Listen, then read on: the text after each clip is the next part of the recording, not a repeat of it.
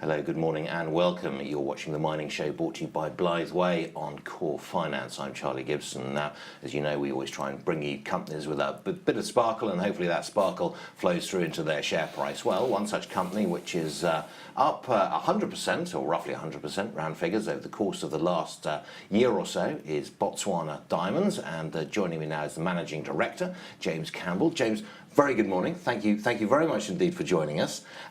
It's your AGM today, but tell us, what's the latest of Botswana Diamonds? What's the corporate update?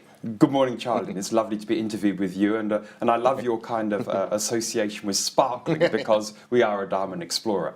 Yes, indeed, we have our AGM this morning at Paddington, and what we're going to be giving there is a corporate update on what we've done over the past year, as unsurprisingly.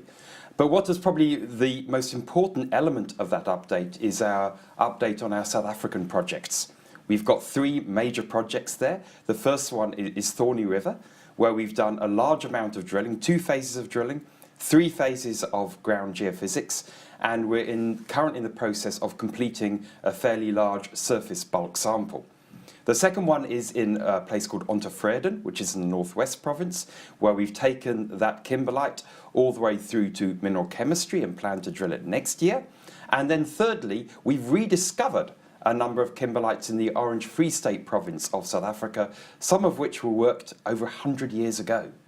So which ones should we be looking at? Which ones are you majoring on? Because that's a lot of kimberlites we've got around. Charlie, indeed it is. And I think there are 2 parts to that. One, I think it's always important to have a portfolio of projects. Because in exploration, whether it be diamonds or anything else, you go so far and some don't actually meet the hurdle.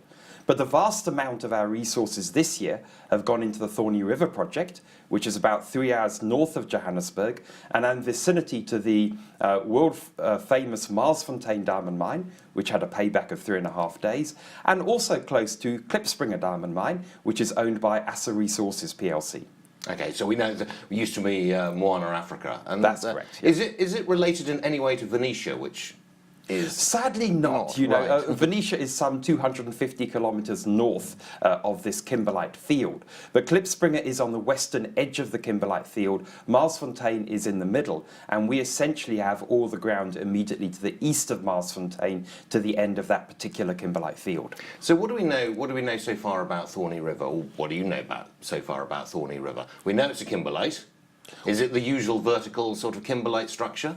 No, sadly not. What we have here is a set of on-echelon kimberlite dikes, which average in width about 1.4 metres, but anastomose and often go out to form a blow, just like Marsfontein. Marsfontein was only 0.4 hectares in size, had a 3.5-day payback, and gave the shareholders $250 million.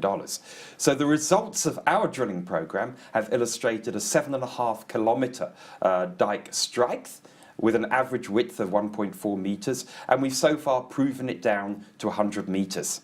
We've also done microdiamond work, which have given an average grade of around about 60 carats per 100 tonnes. And what we've just completed now is a fairly large surface bulk sample in order to get a much better idea of the diamond grade and diamond value. And what's it showing so far? Does it confirm the 60? Well, 60 carats Charlie, we're still in the process of doing it, so sadly I can't actually say much more than that. You can't, and you presumably can't tell us anything about the value either per carat? No, we obviously, once the diamonds have been recovered from the processing facility, they will be independently valued as well. Okay, so they're going through the process plant at the moment, or the processing facility at the moment, aren't they? That's entirely correct, Charlie. Okay, yes. And have you any idea how many diamonds you may recover? You must know how many tonnes you put through, so you'll know how many diamonds roughly you're going to cover. Well, diamonds are coming out as we speak at the moment, so right. I'm a bit reluctant to actually say progress until we've made a press release. Good, okay, so that's good news. Have you seen any of them?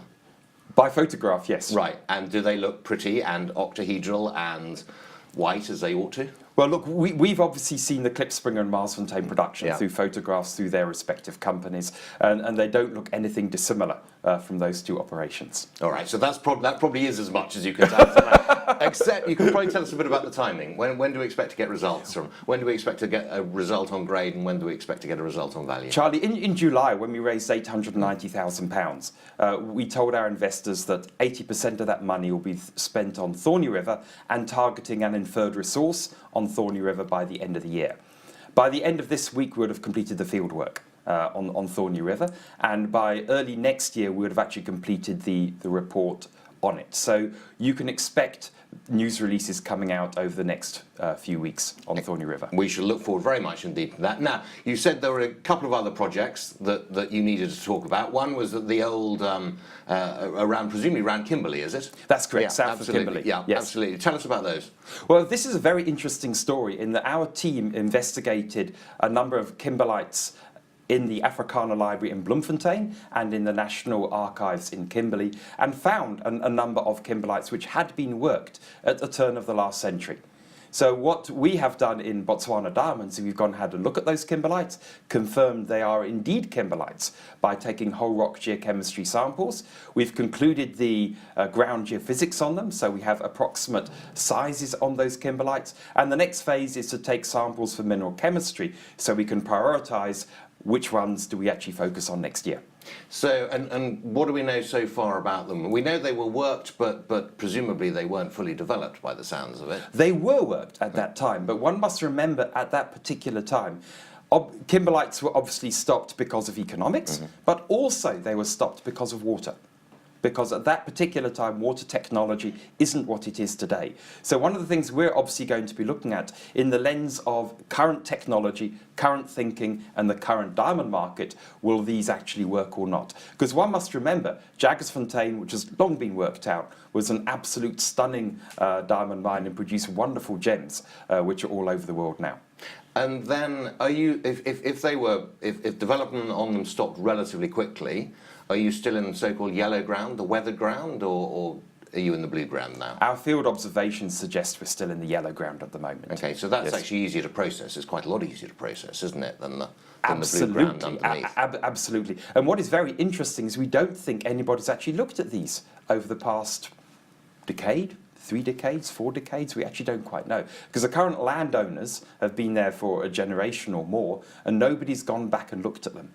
Which to us is actually a very exciting proposition. Okay. Do you know why, presumably they were owned by De Beers at one stage in their life, were they? They were owned by a number of different operators. You ask a very good question, Charlie, and I actually can't answer that one. But yes, as my mother said, who's a historian, the victor always writes the history book.